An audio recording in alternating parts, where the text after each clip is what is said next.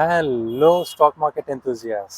ఇవాళ మనం enemy number 2 అంటే లైఫ్ స్టైల్ ఇన్ఫ్లేషన్ మీ సంపదను ఎలా నాశనం చేస్తుంది దాని గురించి తెలుసుకుందాం.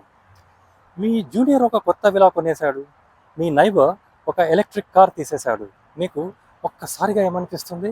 నాకు ఏదో కొత్తగా కొనాలి అని అనిపిస్తుంది కదా. చాలా సహజం.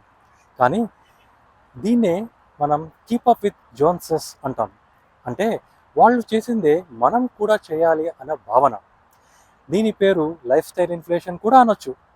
Hi, this is Prabhanjan Rao from Elysian investment advisory. ఇవాళ మనం వెల్త్ డిస్ట్రక్షన్లోని ఎనిమీ నంబర్ 2 గురించి మాట్లాడుకుందాం. ఒక ఎగ్జాంపుల్ చూద్దాం. మీరు మీ అపార్ట్మెంట్కు ఫేస్ లిఫ్ట్ చేయడానికి 30 లక్షలు ఖర్చు పెడతారని అనుకుందాం. అదే డబ్బు మీరు పెట్టుబడి చేస్తే 10% కన్జర్వేటివ్ కాంపౌండింగ్తో 15 ఇయర్స్ తర్వాత ఎంత అవుతుందో తెలుసా? 1.26 crores అంత కార్పస్ క్రియేట్ అవుతుంది. అంటే అన్నెసెసరీ లైఫ్ స్టైల్ ఖర్చు చేస్తే మీరు మీ ఫ్యూచర్ వెల్త్ను త్యాగం చేసినట్టే.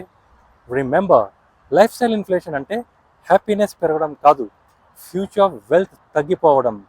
కానీ దీనికి సొల్యూషన్ ఏంటి?